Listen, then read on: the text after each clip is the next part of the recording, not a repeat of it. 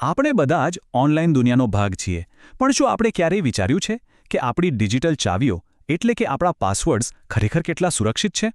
ઘણીવાર આપણને જે આદતો સાવ નાની અને સામાન્ય લાગે છે એ જ ઓનલાઈન દુનિયામાં સૌથી મોટી મુશ્કેલીનું કારણ બને છે. તો ચાલો આજે સાથે મળીને સમજીએ કે આપણી ડિજિટલ સુરક્ષામાં ક્યાં છીંડા રહી ગયા છે. 1 મિનિટ માટે સ્ક્રીન પર જુઓ અને પ્રામાણિકપણે વિચારો, શું આમાંથી કોઈ ભૂલ જાણીતી લાગે છે?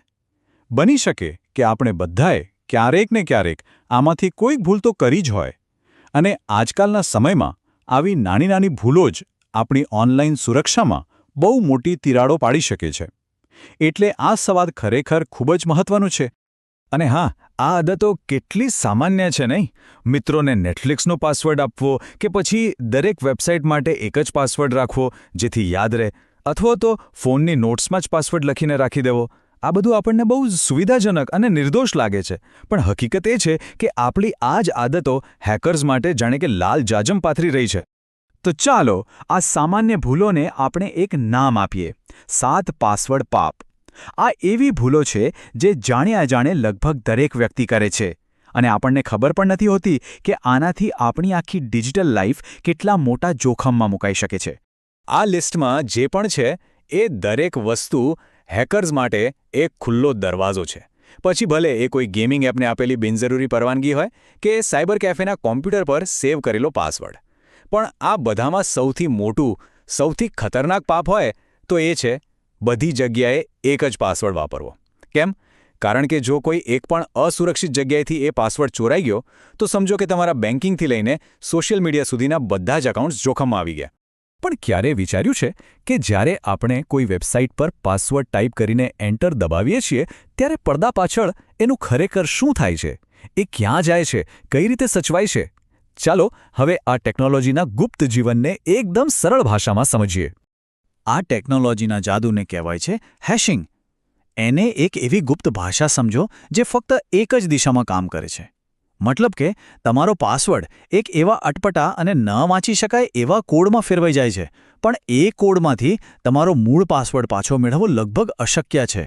અને એટલે જ બધી સારી અને સુરક્ષિત વેબસાઇટ્સ આ ટેકનોલોજીનો ઉપયોગ કરે છે. જુઓ, અહીં તફાવત એકદમ સ્પષ્ટ છે. એક તરફ સુરક્ષિત વેબસાઇટ્સ તમારા પાસવર્ડનો માત્ર એક ગુપ્ત કોડ જ સાચવે છે, મૂળ પાસવર્ડ નહીં. પણ બીજી તરફ કેટલીક અસુરક્ષિત વેબસાઇટ્સ તમારા પાસવર્ડને સાદા લખાણમાં એટલે કે પ્લેન ટેક્સ્ટમાં જ સ્ટોર કરે છે. આ બહુ જ જોખમી છે, કારણ કે જો એ વેબસાઇટ હેક થાય તો કોઈ પણ વ્યક્તિ તમારો પાસવર્ડ જેમ કે vijay@123 સીધો વાંચી શકે છે. પણ વાર્તા અહીં પૂરી નથી થતી. દરેક હેશિંગ સરખું નથી હોતું. જો કોઈ વેબસાઇટ જૂની કે નબળી હેશિંગ ટેકનોલોજી વાપરતી હોય તો આજના શક્તિશાળી કમ્પ્યુટર્સ એ કોડને પણ તોડી શકે છે. આનો સીધો મતલબ એ છે કે વેબસાઇટ પર ખાલી હેશિંગ હોવું પૂરતું નથી, એ મજબૂત અને અપ ટુ ડેટ હોવું પણ એટલું જ જરૂરી છે. તો હેકર્સ આ બધી નબળાઈઓનો ફાયદો ઉઠાવે કેવી રીતે? એક જગ્યાએ થયેલી નાની ભૂલ આખા ડિજિટલ જીવન માટે ખતરો કઈ રીતે બની જાય છે? ચાલો હવે આપણે હેકર્સની સૌથી સામાન્ય અને સૌથી ખતરનાક રણનીતિને સમજીએ. આ આંકડો જુઓ, 65%, એટલે કે દર 3માંથી લગભગ 2 વ્યક્તિઓ એક જ પાસવર્ડનો બધે ઉપયોગ કરે છે. આ માત્ર એક આંકડો નથી, આ હેકર્સ માટે એક ખુલ્લું આમંત્રણ છે. એમને ખબર છે કે મોટાભાગના લોકો આ ભૂલ કરે જ છે.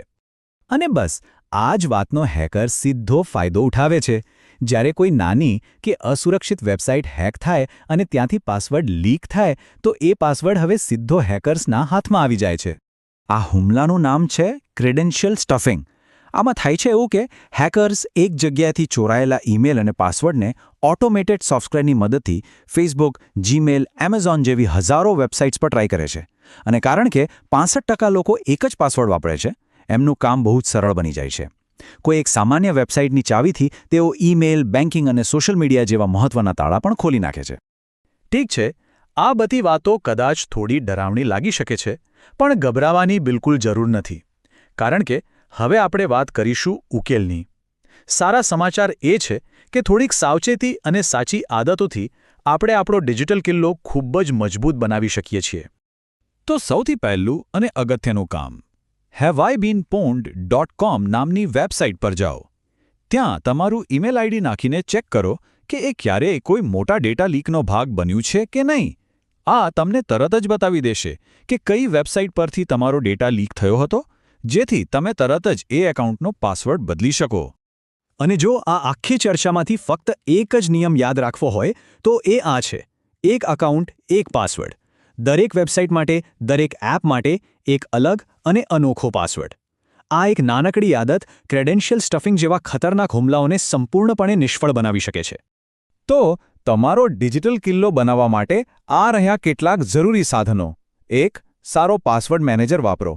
એ તમારા માટે મજબૂત અને અલગ-અલગ પાસવર્ડ બનાવશે અને એને સુરક્ષિત રીતે યાદ પણ રાખશે. 2. જ્યાં પણ શક્ય હોય 2 ફેક્ટર ઓથેન્ટિકેશન એટલે કે 2FA ચાલુ કરો. આમાં પાસવર્ડ સાથે તમારા ફોન પર એક OTP પણ આવે છે, જે સુરક્ષાનું એક વધારાનું સ્તર છે. હંમેશા 12 કેરેક્ટરથી લાંબા પાસવર્ડ બનાવો અને ખાસ કરીને ઈમેલ અને બેન્કિંગ જેવા અગત્યના એકાઉન્ટ્સના પાસવર્ડ દર 6 મહિને બદલતા રહો. તો અંતે સવાલ બસ આટલો જ છે: આખું ડિજિટલ જીવન જે એક ચાવીથી બંધ છે, એ ચાવી ખરેખર કેટલી મજબૂત છે? કારણ કે આપણો પાસવર્ડ ફક્ત થોડા અક્ષરો કે શબ્દો નથી. એ આપણી ડિજિટલ ઓળખ, આપણા પૈસા અને આપણી પ્રાઇવસીની ચાવી છે. એને આજે જ મજબૂત બનાવવી ખૂબ